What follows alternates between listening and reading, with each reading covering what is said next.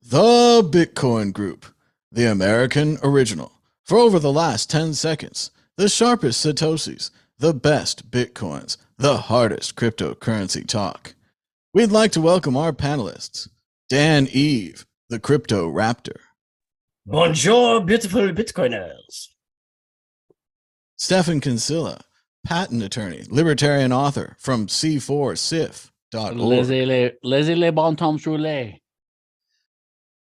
Martine Wishmayer from General Bytes. Good evening, Bitcoin.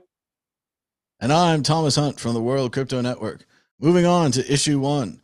Issue one, we finally know who FTX owes money to. Wall Street elite, big tech, airlines, and many more. That's right, not your keys, not your coins is a lesson to corporations now, as the major losers in FTX seem to be large corporations. Just as they said in the great movie The Paper, they lost a lot of some fancy people's money. Dan Eve, what do you think about the FTX client list? Well, it's another eye opener again, isn't it? As to who's actually been investing in these crypto companies. Obviously, before it panned out that FTX was a giant fraud, crazy kind of money hiding and manipulation scheme by Sam Bankman-Fried. There are a lot of actual big institutions dipping into it, and that's kind of evident from these documents that have been published. They have said like there is a bunch of names in there. I think they use Goldman Sachs as an example, who are on the list, but they may not actually be creditors. But the fact is that there's definitely a lot of big names on there. And it shows that the institutions have been dipping into cryptocurrency companies, not necessarily buying Bitcoin, which they should be, and just holding their keys so they don't get scammed as people get burned continuously through the since the inception of man, right? Anything can be defrauded from you will be, and therefore just buy the Bitcoin and own it, and don't give it to someone else to look after it for you, who's going to rehypothecate it, and that money's just going to change hands so many times. But it's the same scenario as what happened when Celsius went down, right? There was the Celsius list was incredible, and of the investors there was even governments, there were actual central banks that were on the list. So there was, every time one of these companies goes down and these lists of creditors gets published, there's more big institutions and big companies, even governments, popping out the woodwork that have actually invested in cryptocurrency whilst being very silent, or even dismissing Bitcoin under the hood. So I think JP Morgan was another one that was listed on here. So yeah, I think it's a good sign but obviously bad what's happened with FTX, but it's a good sign in general about all of these companies, institutions, governments that are actually dipping into cryptocurrency in some way at least, which gets them on the journey to learning about Bitcoin and then holding their own private keys. And as we say about the not your keys, not your coins, the problem with investing in companies rather than just buying the Bitcoin yourself is kind of like not your keys, not your privacy. Because if something ends up happening to that company, then your investment then that's publicized, which I'm sure you'd rather just hold Bitcoin and be happy with holding the Bitcoin and not have any of the third party risk that you do have with investing in a random company that's going to throw money everywhere. JP Morgan, Goldman Sachs, Netflix, Meta, and even Apple. Stefan Kinsella, what do you think of these FTX investors? Well, no, I agree with Dan, actually. So I think that, if you're going to invest in crypto, you can do it the right way, or you can do it the other way. But the problem is they've demonized Bitcoin because of the energy stuff and because they don't understand it. So they go into these speculative investments, and I'm not in favor of scammers and pyramid schemers and FTX people and shitcoiners, but they are separating idiots from their money, which I don't think is a bad thing. Maybe will teach people a lesson in the long run. If you want to hold a currency that can withstand the inflationary problems of a fiat currency, it's going to be a cryptocurrency, and that will be Bitcoin. And that's simple, and it's not sexy because it's boring. You have to wait for a few years, but they want returns and they want to leverage. And so, you pay the price when you do these things. Martin Wishmayer, the usual drenching, welcome to Bitcoin, lose all your money greetings for the corporations. Yeah, and now, at least now we know why all our favorite Netflix shows are being canceled at this moment, because they're out of money.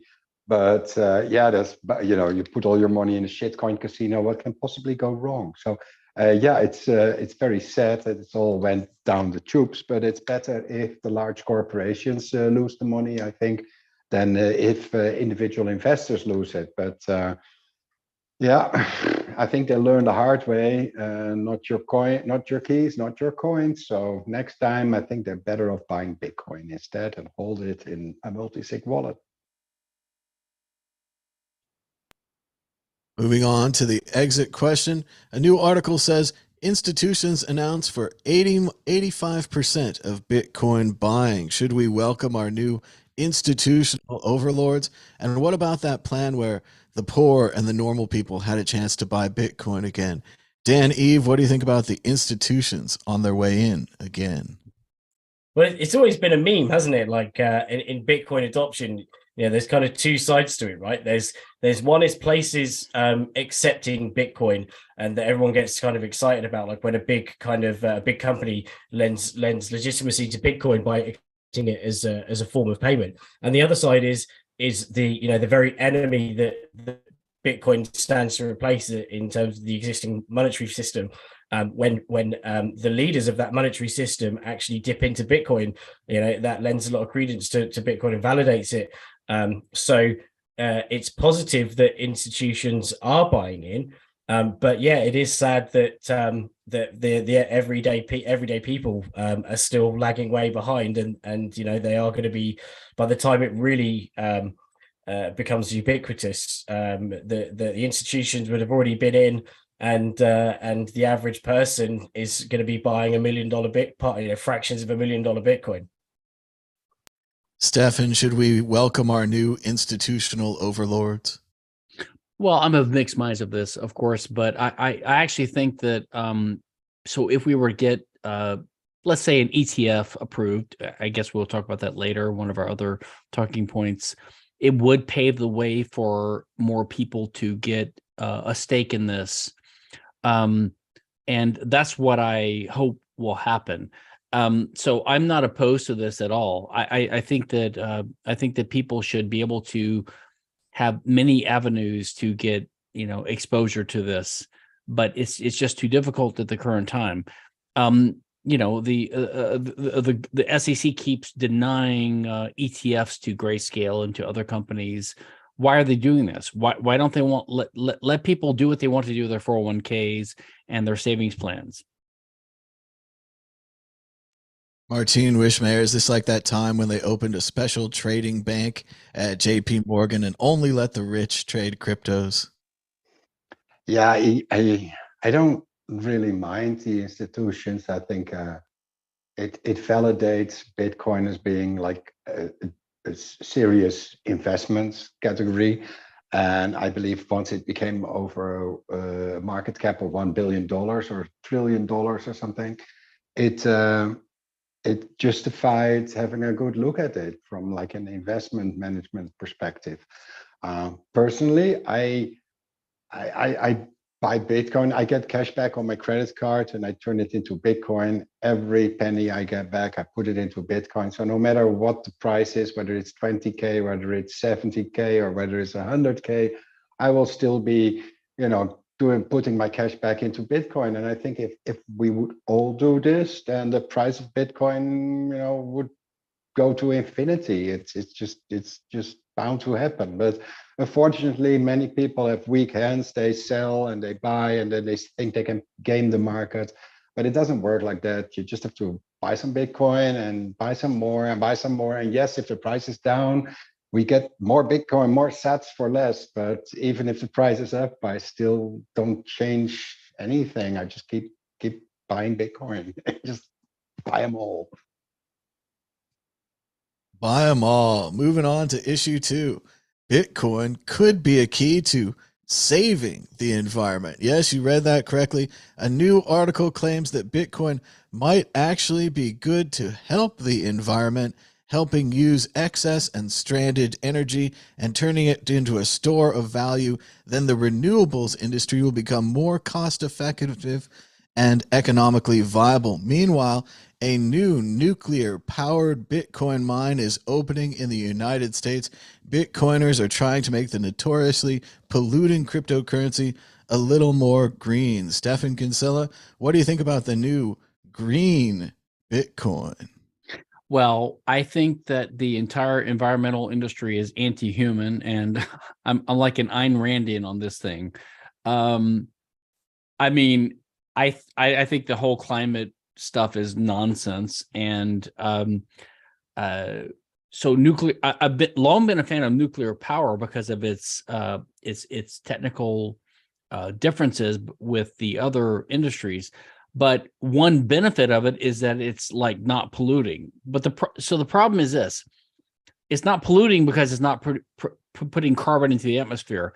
But to my mind, carbon is plant food. So I'm not so sure that like that's a drawback of nuclear, that we won't put as much CO2 into the atmosphere. So we won't have as green of a planet if we have a totally nuclear planet. On the other hand, the environmentalists, they won't admit that that's one benefit of it from their point of view. And then they focus on nuclear waste as the other thing, like they know anything about it, which they don't. So I what I think is the best thing that will happen, and probably will happen, is that you have all these flares of these fossil chemical plants and things in Texas and in other states. I think these things will be colonized, as well as hydroelectric, nuclear too, as well, and even volcanic and hydroelectric. So yeah, there's nothing wrong with harvesting wasted energy, but I think that trying to meld the Bitcoin agenda onto this climate change bullshit and pseudoscience is not the way we should go. We should not buy into the idea that, oh, we're going to destroy the climate unless we do A, B, and C. So that's kind of my perspective. I can understand why people do that, to try to get regulatory approval or to try to get local approvals. But I don't think that Bitcoin's promise is to stop us from a climate disaster that's not coming in the way that is predicted by mainstream people. I can say I agree with you a little bit that previously I was against nuclear power, worried about the waste. But if you look at our other power generation alternatives, renewables just aren't going to cut it, especially at night. So I think we will need a nuclear background. I think it's neat to use Bitcoin for this. And like you said, for the flares and for hydropower places where getting enough batteries up there might not be an option. Burning some of that power into a Bitcoin mine is an exciting use of it. Although I'm not sure if this nuclear plant is going to be the best. This might have been the one that they raised with a startup, and it's not really related to the government or a larger power company. And when they generate enough waste, I don't know what the problem is. Probably shut it down, move on to the next one. Martine Wishmayer, what do you think about nuclear-powered Bitcoin mining? I'm not a big fan of nuclear power myself. We've had our fair share of problems here in Europe with it. Well, the US had its problems, but and we see now, especially now that the war in the Ukraine, they're constantly bombing near or even bombing the power plant itself and not using any nuclear bombs or anything. This could spell the worst disaster ever. So if we can avoid it, I think we should avoid it. There's plenty of other alternatives, like here in Portugal. I didn't want green energy, but I just took an energy company, and apparently it's all green. I mean, every single electron flowing through the system is either hydropower, wind power, or solar. And you're right, at night there's not enough solar power, but it will just throw some hydro in the mix. And I don't think we need any nuclear energy, but unless you live in France, because that's just all nuclear. But for the rest of Europe, I know Portugal, no need for it. And I see more future in the using the gas methane and waste methane from drilling and all, and using that as a source of fuel for mining Bitcoin, especially given the fact that you can just use this energy at the location. You don't have to transport it. You don't have to compress it.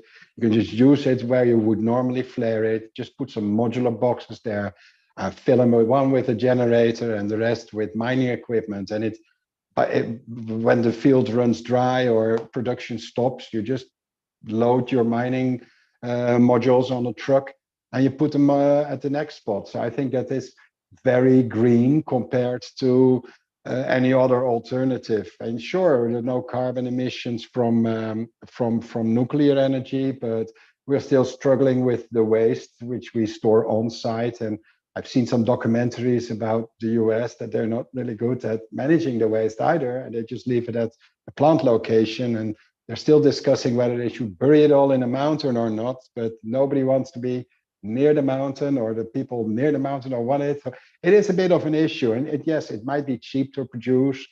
It is good for decades, but we're just pushing the problems to the next generation. And that, I don't know, I don't think we need to. It's not that we don't have any other alternatives. And I drive a gasoline car because I don't want to have a battery operated car. I know you drive battery operated car, Thomas, but for me, I like my car to have a nice range, and the same goes for everything. So I'm not a tree hugging hippie myself, but I think if possible, we should just, use the methods that are, low hanging fruits basically as energy sources. And I think methane, instead of flaring gas, we should just use it for Bitcoin mining. Dan Eve, up and at them. What do you think about nuclear powered Bitcoin mining? Yeah, hell yeah. Well, I mean, there's two different types of. I mean, one's not around yet, right? So the current method is nuclear fission, where there's a lot of radioactive waste, and there's been all sorts of cool ideas discussed about how to get rid of it. Whether it's one of them is to fire it at the sun, but the problem is if one rocket goes off in the atmosphere, blows up, and then you've just spread nuclear waste all around the atmosphere. So that's not a great idea. But burying it, I think it's Norway. I think it's one of the Scandinavian countries. They bury they encase the radioactive waste in concrete and then put it a kilometer or so down into the Earth's crust underneath a mountain. So the likelihood of that even coming up is so insanely small. And if it does, it's it's a giant thing of concrete. But ultimately, one thing that is quite cool is there's the positivity around. I suppose City AM is like a big London sort of finance newspaper, and they call a finance section. And it's good that they're acknowledging the positive things around Bitcoin. So that article discusses about the way that Bitcoin actually incentivizes clean energy, and even that there was another article that was around the CNET article around that did blabber on about how the really positive thing for cryptocurrency happened last year when Ethereum dropped 99% of its emissions or whatever. But the fact that, obviously they skip out the fact that Ethereum is now suffering from the same thing that proof of stake has always suffered from, which is, it essentially can still be gamed by the biggest holders of the currency, whereas proof of work is a lot more distributed and less likely to be gamed. So it's much gamed. So it's a much better system. But it incentivizes cheap electricity. And in that very same article, it discusses that the cheapest electricity is around renewables, especially where there's excess.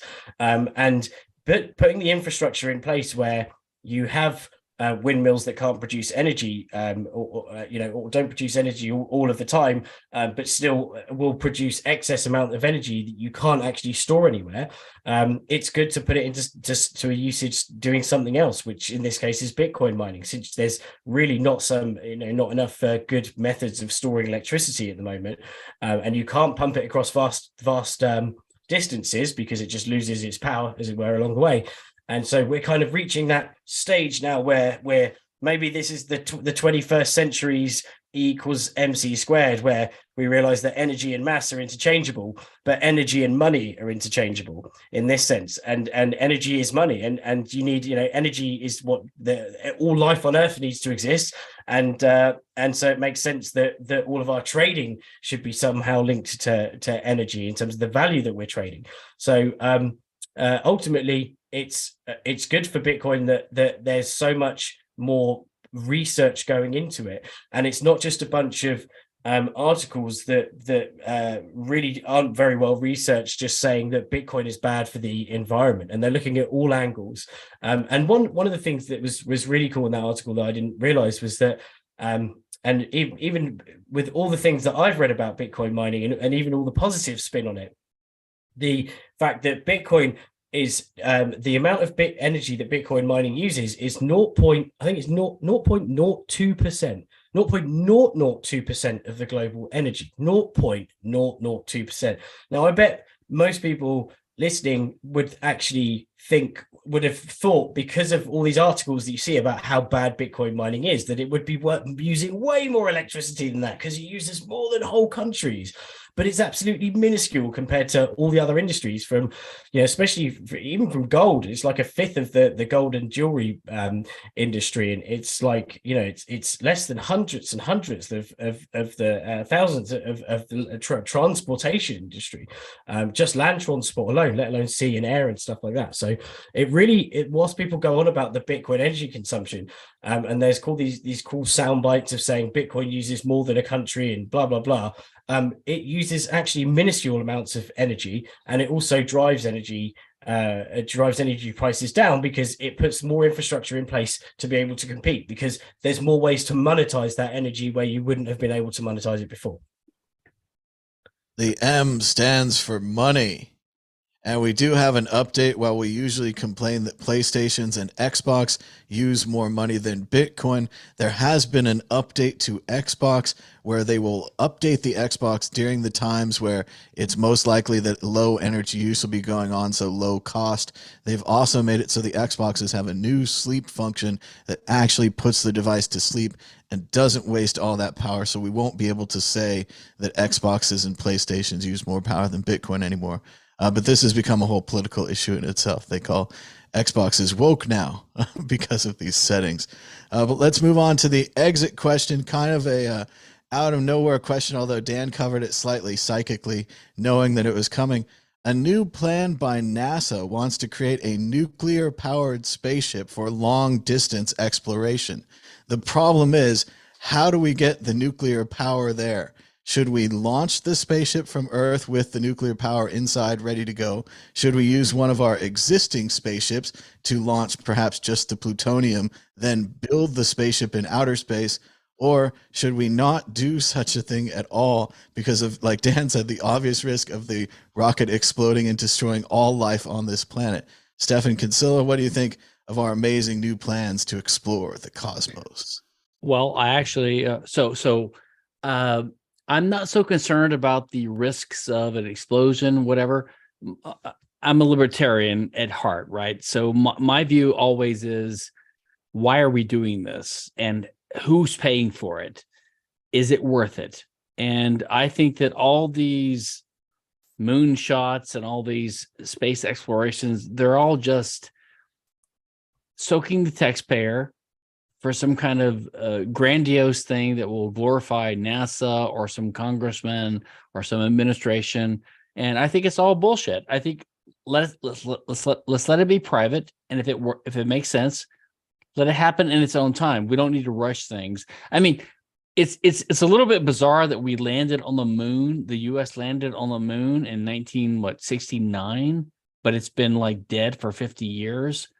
That sort of indicate, and the technology has gotten way better in the meantime, but we still haven't gone back to the moon, but we're about to, right? But it shows that it's like not economically feasible. So I think that we should focus on having a solid set of laws that protects the rights of the people on the earth and lets them live good lives, not these spectacular moonshots and things like this. let it happen organically when it's ready to happen. What's interesting about this space program is some of the best programs have been the spin-offs, like Velcro, fireproof clothing, and missiles that could hit Russia. And Tang, of course, Tang. Don't forget Tang. And Tang, and astronaut ice cream. Martine, what do you think of NASA's plan? Should we send up the plutonium? We need more missiles for Russia. Oh, I thought we weren't going to get political. That's pretty political. No, that was one of the benefits we had, like, you know, from the space exploration. But no, I totally agree that we should have a private enterprise do this and not waste taxpayers' money on some, I don't know, prestige project which doesn't help anyone on planet Earth. So yeah, no. Dan, Eve, are you going to go with space here? What? Sorry, what was the question? I got carried away in chat.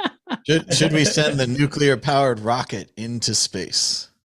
Oh well, it depends. It depends, right? Because even I think sending the difference between sending large amounts of nuclear waste that's just to be disposed of, trying to fly it to the moon or whatever, then it's only enough to power a rocket to go somewhere is minuscule compared to, like, big chunks of, like, depleted uranium or whatever it is that they're going to be throwing into space. Or is it depleted uranium? No, I don't know. Maybe I just got that from a film or something, like what's it called? The train one with Stephen King. What's his name? Steven Seagal. I'm pretty sure they use that for bullet shells. So I don't know if they need those on the space station. Yeah. But no, we have nuclear powered rockets. Cool. But anyway, this conversation in maybe 10 years time, hopefully, is all going to be is going to be old school, because we're going to have finally cracked nuclear fusion, which there's it seems like it's getting pretty close, right? It's going to be 10, 15 years away. Didn't they the other day? Within the last month, they finally reached a point where they produced more energy than it took to actually power up the reactor, but for like fractions of a fraction of a second. So, you just need to sustain that. I thought that we've been pretty close to realizing this for the past 50 years or so. So yeah, I think nuclear fusion is complete. So in my opinion, this is I don't know. The environmentalists oppose nuclear fission power, even though it's the best thing we have going, to be honest, for almost every possible source. And they say, well, if we have nuclear fusion, we'll be in favor of that. But they know that that's like never going to happen. It's not going to happen. But for the next 50 years, nuclear fission, we can have that. And that can have low carbon emissions and no pollution, whatever. But then they'll say, well, then what about the nuclear waste? I mean, this idea of sending nuclear waste into outer space is insane. First of all, if you send it into outer space, you don't have to send it into the sun. Once you send it into outer space, where do you care where it goes? But we could bury it a kilometer or put it in the Marianas Trench in the ocean. It will never be, or by the time it's going to be discovered, it will be the waste will be decayed. But there's things you can do other than sending it into outer space. Like, the point is, the left and the environmentalist left put these impossible obstacles. They'll say, well, we don't want nuclear fission because there's the waste problem. And we're in favor of nuclear fusion, but that's never going to happen. So I think we should compromise and say, okay, if we can have nuclear fission as a backstop that can back up all these soft power sources, right? Like hydropower and solar, which are all intermittent and have all these other storage problems. If you oppose nuclear fission, you're not really an environmentalist, in my view, right? Well, you guys probably aren't going to like this, but that's exactly what Bill Gates says in his new book, How to Solve the Climate Crisis, is that, yes, in addition to renewables, though we don't like it, we're going to need the nuclear power. We're going to need that. But we should like it. It's better than renewables. Energy. Renewables have so many problems compared to nuclear, but everyone has this. People conflate nuclear. Well, it's one of those things like bombs with nuclear power. a solar panel never killed anybody, but a nuclear No. power plant explosion like killed lots of people. Like it's Yeah, hard no, to. yeah, but people No. think that nuclear power means nuclear bombs, but they're totally different technologies. There's a whole history which is interesting, which we can't get into here, but the American, Western, the world nuclear power project went towards plutonium instead of towards thorium, because the thorium process doesn't produce the fissile fuels you need for nuclear bombs. And so the entire world's nuclear power industry was distorted because of the need for nuclear weapons, because of the Cold War and all this kind of stuff. But if we had just done it, it always seemed really convenient that to run the power plants, we also get the radioactive it's stuff. convenient. Yeah, but thorium wouldn't do that. So I think thorium could be the future, but we don't know because the governments they keep blocking us. China may be onto something here. We don't know yet, but I think that thorium fission nuclear plants may be the future of power production for the future, but we'll see. And we can use them to mine Bitcoin. Yes, absolutely. Moving on to the next issue, check out worldcryptonetwork.com, where you can click on the host and guest button, and it'll load all of the various hosts and guests who have been on our show. Look, Will Pangman and more at worldcryptonetwork.com. Issue 3, Bitcoin hash rate tops new milestone with miner hodling at a 1-year low. Martin Wijmeyer, the hash rate is high, but the hodling is low. What's going on with Bitcoin miners? I guess they just have bills to pay. The price has been down, so they've been hodling for, usually when you mine some coins, you keep them until the price is better, and then you realize your profits. But if the pressure of like the energy bill in most cases is mounting up, and that you don't have any options, you just have to sell. I don't really think there's a big relation to the price of Bitcoin, that it will mean that Bitcoin will go up in the near future or anything, but I'm never too worried about it. If miners drop off because they're no longer profitable and they stop operations, the hash rate might go down a bit, but the hash rate is so high anyway, it could halve and the network would still be secure. So I'm not worried at all, to be honest. It does seem like a very strange rally, perhaps, coming up for Bitcoin, with the institutions making all the money, the miners and the normal people being left on the side. Dan, Eve, what do you think about the hash rate rising while the hodl rate for the miners is falling? Well, the hash rate is I mean, even on Bitcoin charts, it's saying like 295 now, and it hit above, I think, 300 and something, 316 exahashes. It's incredible. It just keeps on growing, and it shows that even though the price of Bitcoin is kind of it's at multi-year lows, the fact is that if you keep saying the infrastructure keeps on being built, the investment's happening. There's the nuclear powered Bitcoin, there's volcano powered Bitcoin. Like, all these projects are growing, they're not actually stopping. So all of this is very positive, and it just goes to show that even despite the kind of price action where people got out their obituaries again, their Bitcoin obituaries, the hash rate is completely like spitting in their face, hitting all-time highs over 22 and now in 23. Obviously the miners, they're probably hedging their bets a bit, right, just in case. So I think a few weeks ago I said a dead cat bounce. I thought, oh, maybe this little pump's a dead cat bounce. I was wrong. What I meant was a bull trap, because obviously it's not dead. It's just, but maybe a bit of a bull trap. And I was hoping it was, because I wanted to buy some more. And I've been sat on the fence saying, or not sat on the fence, but like going, come on, it's going to hit like 12K. Come on, that would take it like 85% down from all-time high. But no. Now I'm sat with less Bitcoin than I could have been, because it's down 23K because Honey Badger don't care. Everything's still moving forward. Like there's more investment happening in Bitcoin mining than ever. There's more hash power than ever. That's something that's really obvious. There's more companies that are fabricating Bitcoin mining chips than ever. And so this whole industry has been growing despite all the price turmoil and all the people, poo-pooing Bitcoin, especially about the environmental FUD. And it's been resilient to Ethereum. There was no kind of turning point on hash power when Ethereum started going, oh yeah, we've reduced our emissions by 99%, and Bitcoin's an evil a whale boiling thing, right? There wasn't a turnaround in hash power then.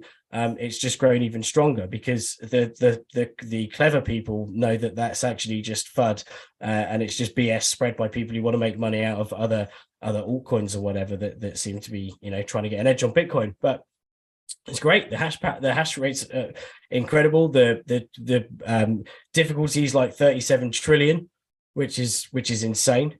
And it's only going to grow. It's only going to keep on growing. And just like the network effect is growing too. Stefan Kinsella, the hash rate is high, but the miner hodl rate is low, despite the traditional wisdom about the gold rush, the winners being the people that sell the shovels. What do you think? Well, I mean, the details are always going to be fluctuating, right?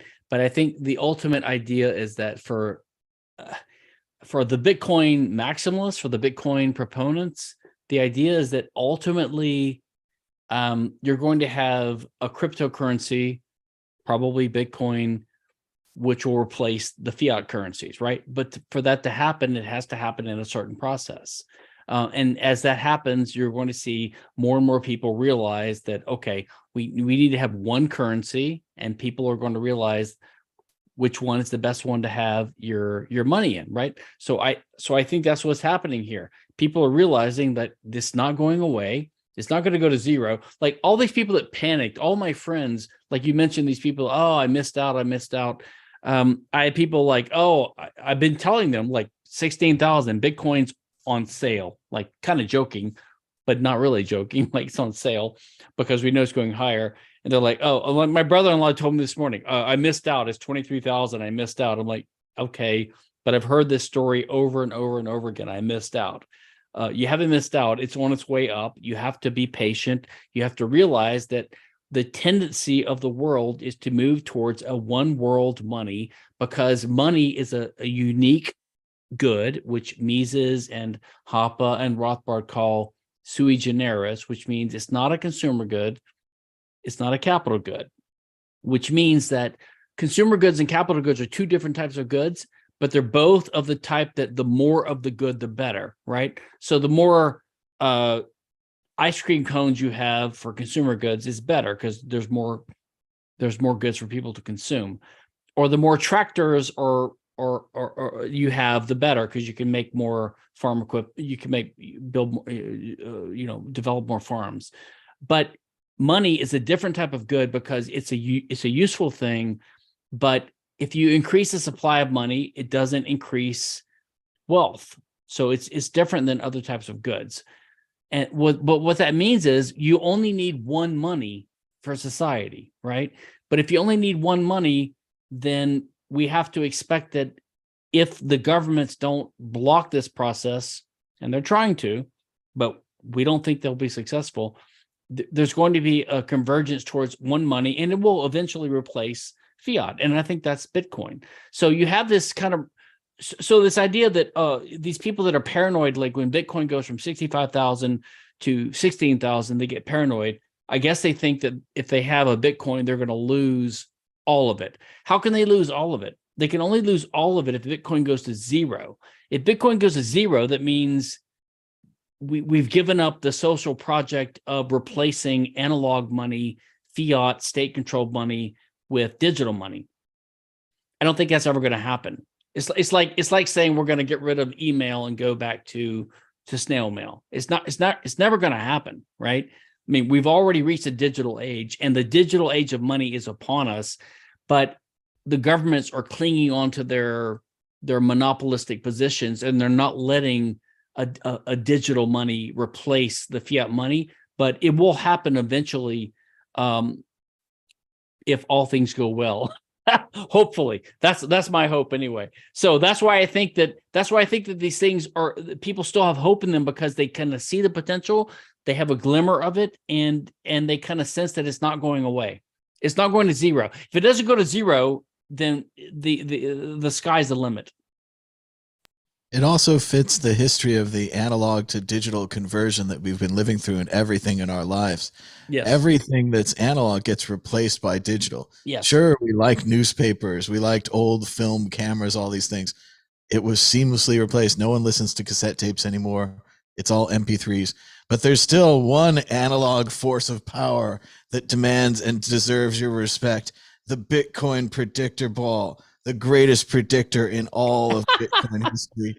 Now, Dan Eve, predict against the ball. Will the price of Bitcoin be higher or lower this time next week? I'm stubbornly saying lower. Stefan Kinsella, higher or lower? Higher. Martine Wismayer, we've got a mixed panel so far. Oh, totally higher. The only way is up. 2-1 higher. Now we'll ask the ball: will the price of Bitcoin be higher this time next week? Most likely, the ball is positive. Moving on to issue 4. Issue 4. Arizona senator introduces bill to make Bitcoin legal tender in the state. Yes, the new legislation would recognize Bitcoin as a form of currency in Arizona, allowing it to be used for all debts, taxes, and other financial obligations. This would mean that all transactions that are currently done in US dollars could be done with Bitcoin, and individuals and big businesses would have the option to use Bitcoin as they see fit. Martine Wismayer, will Arizona become like El Salvador, the United States' Bitcoin republic? I don't know. To be honest, I don't think it's that important. Like right now, everything I pay for, I pay with Bitcoin. Okay, it's converted on the spot the moment I make a point of sale transaction, but I haven't touched any cash since, well, the beginning of the pandemic. That's like 3 years ago. So everything I pay for is already in crypto. So yeah, and also I don't think that it's good. It shouldn't be forced upon people like in El Salvador. People should, the idea behind Bitcoin is that you decide. You decide, I want to use Bitcoin. It's not that it should be forced on you. On the other hand, if Arizona would say it's legal tender, then yeah, well, it might. It's good for Bitcoin. It gives it some recognition, but it's not really important, in my opinion. I don't know if I make myself clear in that. Dan Eve, is this the future of Bitcoin adoption? 50 states, 50 legal tender acts? Well, again, it lends legitimacy to it. And people would like the idea of paying their bills in Bitcoin. Although I'm always talking about this, because people don't like spending Bitcoin. If you're really into Bitcoin that much, you don't want to spend it, because you're like, oh, I don't want to pay my taxes, because if I pay them next year, then the Bitcoin next year will be worth X amount more. So it's kind of, yeah, and we've all got regrets. Like I've got plenty of stuff. Like I look back at that object that I bought, and I think of the one that I bought of that object, and then the pile of them that would have been sat there if I'd have just kept the Bitcoin until now. So there's that regret thing, right, that people have. So if you're paying your taxes, it's almost like it's even worse, right? Because you're like, oh, if I gave that Bitcoin to the government to pay my taxes, it could have been worth X amount now. And like Lars Ulrich, I would have that gold-plated Shark Tank swimming pool or whatever, if I'd have just held on to the corn. But ultimately it's good, right? In terms of infrastructure, in terms of payment exception around the world, it's another positive thing.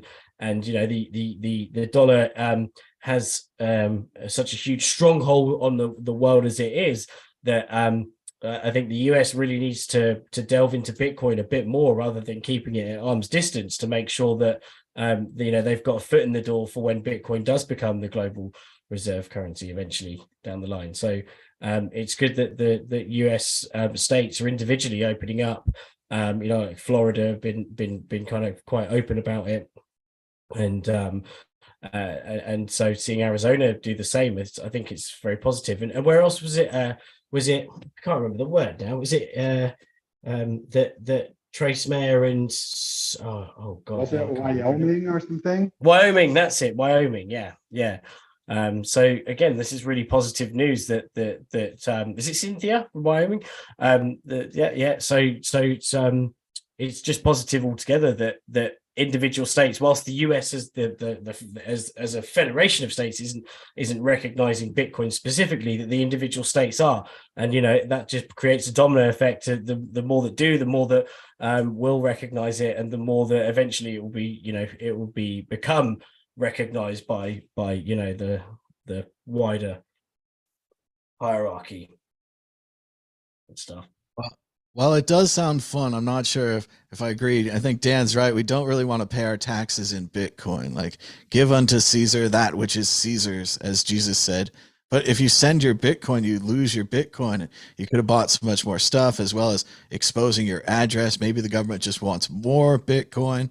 Stefan Kinsella, I'm sure you're going to be thrilled with the U.S. government and a state, even a great state like Arizona, giving their official seal to Bitcoin. That's what we need.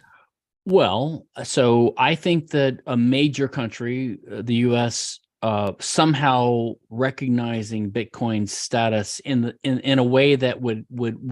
So I think the big impediment towards Bitcoin, one big impediment towards Bitcoin adoption, in addition to the fact that it has to overcome the network effect of the dollar being the main currency, but one big impediment is the fact of capital gains taxes, which applies to assets or commodities that are not considered to be currency or whatever.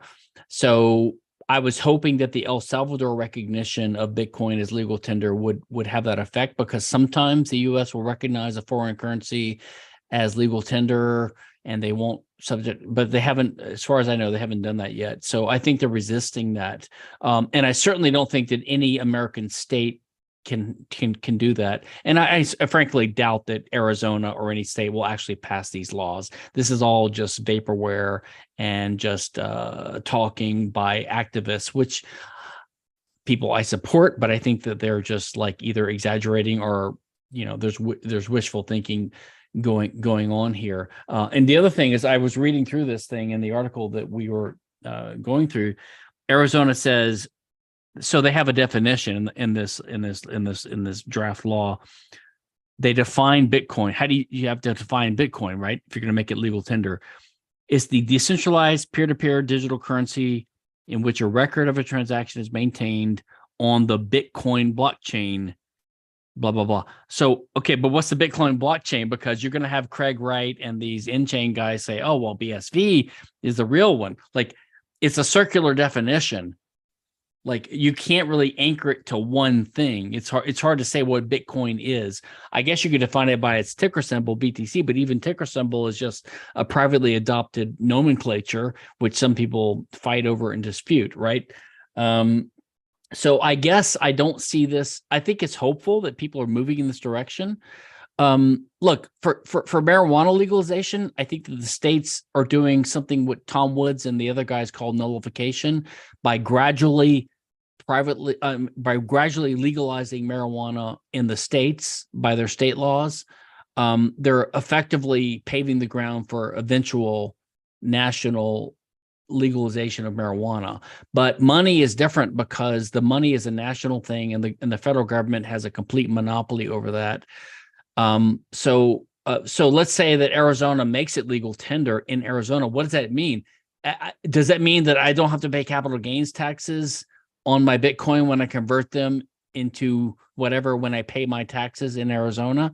I don't think so. So it's really, to me, a fairly meaningless paper gesture, but one that augurs in a potentially significant direction. But let's wait and see. That's my view on it.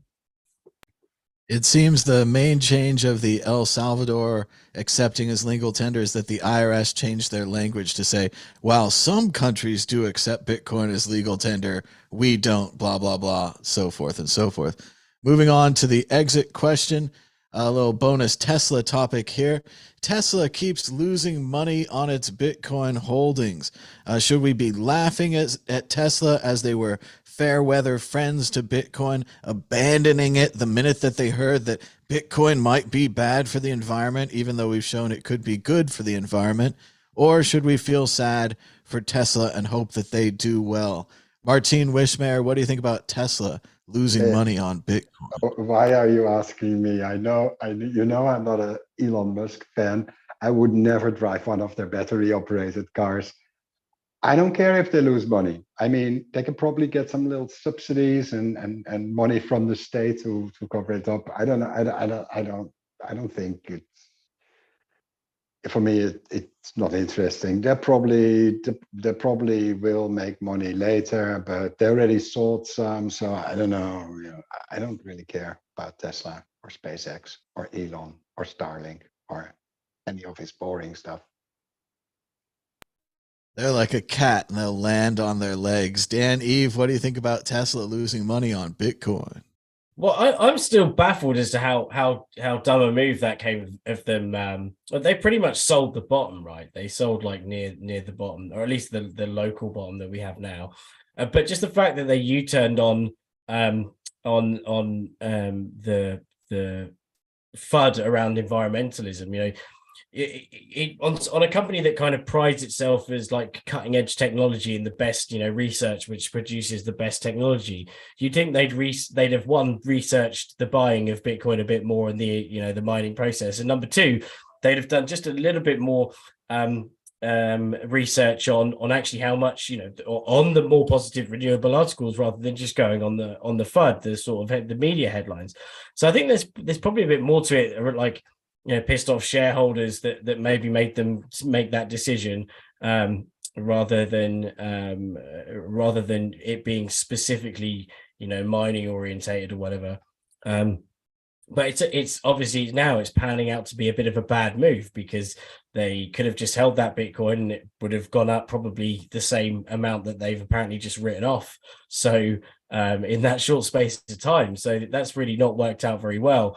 But also they could have played it. The thing about Musk is he's quite a, he's what's the word? He's like he plays the media, right? He's a what's the word? Like not extravagant, a word like that. But anyway, he's eccentric, right? He's a bit of an eccentric kind of, plays the media and stuff like that. You'd think that he'd try and, having invested in Bitcoin and the way he's messed around with his own share prices, with the crazy things that he'd say, you'd think he'd be a bit more balls on the table about Bitcoin, like saying, yeah, it's FUD, right? The environmental stuff, it's all FUD. We're an electric car company, that sort of stuff. And they could have done a bit more. So it's strange that they played it the way they did, and they've ended up losing money. As long as they hold, we know ultimately it's gonna go up. So I don't think there's any issue there. But yeah, if they end up selling any more now before the next bull run, they're gonna look like they're gonna have a lot of egg on their face when it eventually hits all-time highs again. At one point, Tesla had made more money on their Bitcoin holdings than they ever made from all the cars.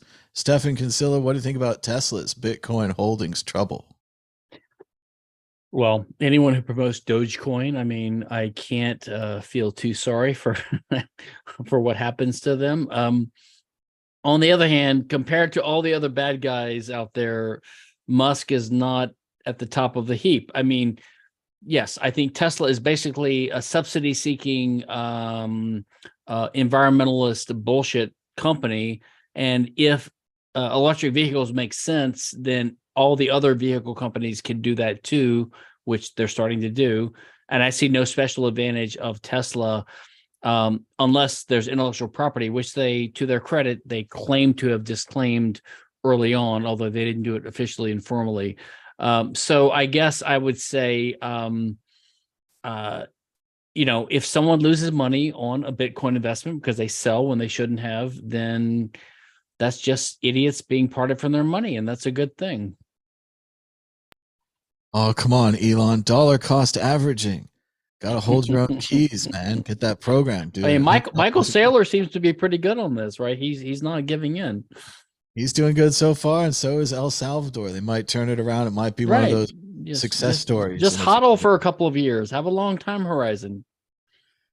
Well, we certainly have a long time horizon for the next story, which we've been talking about forever.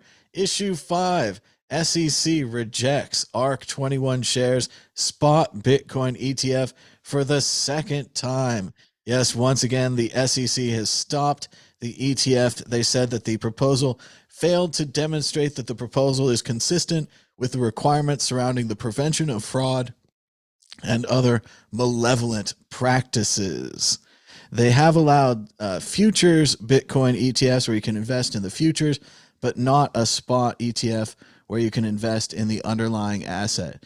Dan, Eve, will we ever get an ETF in the United States? Well, eventually, yeah, it's going to happen, right? But I think there's probably a bit more pressure from the SEC after the whole FTX debacle, and what wasn't there wasn't there a guy from the SEC resigned over meeting with FTX or stood down, right? Was that Gary? I don't know if he not Gary Gensler's their head honcho there, but I'm sure there was someone who was related to the FTX case that had to step aside or something because there was a lawyer where her husband represented FTX and she had to a judge or a lawyer had to resign themselves from the case. Yeah. Oh no! Well, I thought it was actually someone. So I've got the wrong end of the stick, but I thought it was someone who was actually in the SEC who'd been meeting a couple of times, and so the SEC kind of are caught on the back foot about this one because it's not like I think what wasn't FTX, wasn't Sam Bankman-Fried actually kind of giving the SEC kind of regulatory or was working with them about regulatory advice. So I think that if they having had that link to FTX, they would kind of have egg on their face by approving a Bitcoin ETF, and if the price dumped a bit or whatever, and they haven't protected people, so I think they're just now in extra cautious mode. So that's probably why it's been rejected. But again, it goes back to the same old argument to say that the Bitcoin price is Bitcoin price can be manipulated and blah blah blah. It's just ludicrous because that happens in the normal world anyway with all the regulation we have. The LIBOR rates rigging, the silver prices, and that was JP Morgan, wasn't it? The silver price rigging for years. So it does happen despite all the regulations, and actually Bitcoin is one of the industries that is under scrutiny a lot at the moment, and is under the public eye a lot at the moment. So yeah, I think it's going to happen eventually, but there's because of the price dip from all-time high and the recent FTX scandal, or the FTX scandal with the Celsius BlockFi, all that trickle of companies that have failed, cascaded sort of upon each other, failing. That's probably put them back a few steps in actually acknowledging Bitcoin as a spot Bitcoin ETF. Because they've got to look like they're protecting people, and they haven't protected people very well with those other companies. So, I've been in this Bitcoin ETF game so long. I remember when the Winklevi applied for an ETF several times, and it seemed like they would get it with all of their finance and their background. Stefan Kinsella, do you agree with Dan Eve? Do you think that SBF and FTX have cost us a chance at a Bitcoin ETF? I'm not sure. I think there's some kind of opposition to this, right? And I think all the down markets have given ammunition to the federal regulatory agencies and the conservative people that want to wait. I used to think it was inevitable. I'm starting to wonder if they're just going to block it forever. Unlike a lot of the Bitcoin maxers, I think an ETF would be a good thing. So I see no problem with having an alternative way to own Bitcoin. I would love to be able to own some Bitcoin easily in a 401k or or these kind of things. So I'm not sure, but I will say that like I noticed that GBTC, which I invested in a while back, hoping it would someday become an ETF, right? And I bought it at a discount, like which apparently everyone did, except for a few people in the beginning when it was a premium. But and I just checked online. My latest check is right now it's at a 42% discount from their net asset value, right? So like if you sold all their Bitcoins, so like anyone who holds GBTC right now, if they liquidated, if my understanding is correct, and I'm not a financial guy, but I think you would get like you would get like your full value. So you'd get a big bump. And they say this, they say in their statement that, you know, if they fail in their judicial appeals, we would entertain working constructively with regulators to offer a tender offer. So I think what that means is they're saying we're going to give up and just like redeem all the Bitcoin values and just return it to the owners of the GBTC trust, which I assume would mean, you know, I would get, you know, a 40% return or whatever on my investment. So I don't want that to be the case. I'd rather them convert to an ETF and let it rise forward with the market. But if they have to give up, it would be a sad thing. And I hope they don't have to. But we'll see how this case that they're appealing results in. Well, and part of the reason for the popularity and the existence of the Grayscale Bitcoin Trust is because they won't allow a normal Bitcoin ETF. People have to invest in that or something like MicroStrategy or Riot Blockchain, one of the mining companies, if you want to have that exposure to Bitcoin in your traditional portfolio. Martine Wishmayer, what do you think? Will we ever see a Bitcoin ETF in the United States? I don't know. Sometimes I think there is a bit of a hidden agenda there that they want to block it indefinitely. But you know, even though an ETF would not be for me, we don't have any 401k type of pension saving plans. I think it would be good for the market, definitely, because people will be able to divert some of their pension funds to Bitcoin. And I think if they can at least like allocate a few percent to Bitcoin, then they will actually have a pension by the time it's time to retire. So yeah, I hope it will happen. But as I said, I think there's a hidden agenda somewhere that they'll just keep blocking it. You can bet on the future of futures and that the price will be going down, trying to kill the market basically. But no, you can't buy any spot Bitcoin or spot prices for your ETF. So no. I don't know, not very hopeful here, Thomas. It's almost like they could buy insurance for their portfolios in case everything doesn't work out and Bitcoin goes up. They'd always have that Bitcoin as a backup plan. We're running out of time. Dan, Eve, are you ready with a prediction or a story of the week? Go ahead. Oh, well, I just on the previous one, I just wanted to add that the irony that that they want to protect people from they want to protect their 401ks from exposure to Bitcoin, whereas the people who want them in their 401ks want protection against the dollar.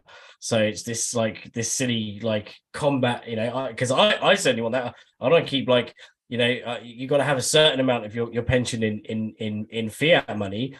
Unless you want just sort of real high risk, but the fiat money is just waning and year by year, so you're losing money in that. So I'd rather be putting that in real money like Bitcoin.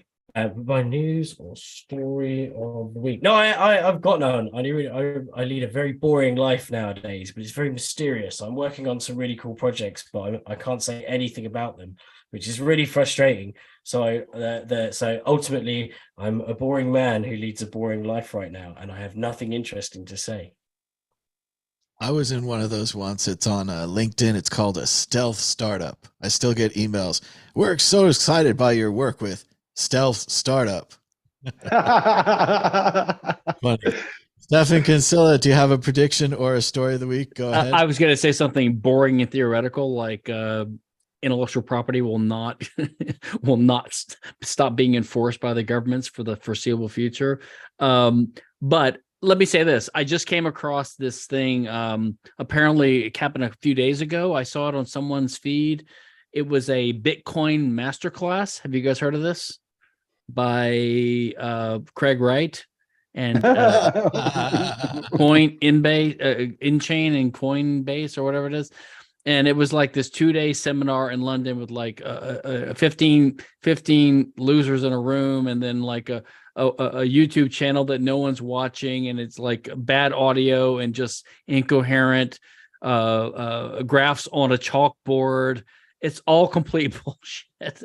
But I guess my prediction is that the Calvin Ayre, InChain, Craig Wright stuff, it's just going to keep going on for the foreseeable future. Apparently, someone in this nook and crannies has enough money to like keep pushing their former line. And so I guess that, and of course, that was my point earlier with this thing about defining Bitcoin by the Bitcoin blockchain. People could say, well, there's more than one, right? And there have been more than one. So I think that I guess that the shit coiners are going to keep going on for quite some time. I guess that's my prediction. Excellent. While the government may continue to enforce copyright, we did get a little bit back this year with an early version of Mickey Mouse, Steamboat Willie, joining the public domain, as well as the Arthur Conan Doyle Sherlock Holmes stories, at least the early ones. Martine Wishmayer, do you have a prediction or a story of the week? Go ahead. Story of the week is one of our competitors, Genesis Coin.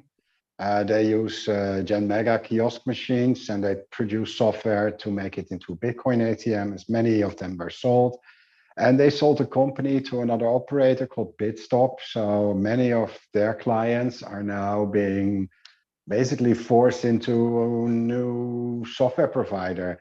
Might not be ideal. There's lots of changes. It's like a big shift in the whole Bitcoin ATM industry. So, if people are operating those Gen Mega kiosks and they don't feel happy with their current software provider being sold to their competitor, then they can contact General Bytes and just install the GM kit, which we've launched like a few months ago, and we've been getting really good reviews on it.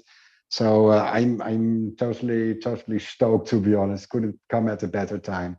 So we are like the lifeboat for all the other ATM operators that are now being forced to deal with basically a former competitor. So yeah, very good timing too. So yeah, it's like, yeah, I had a party a bit, when I heard the news. Well, this is a great cypherpunk idea that you could upgrade the software on other ATM machines to open your freedom of running the software that you want to run. It's very cool stuff, Martine and General Bytes. Well, thanks to everybody for watching us. Give us a thumbs up down below. Thanks to everybody in the live chat. Give us a comment, subscribe, all those things. Until next time,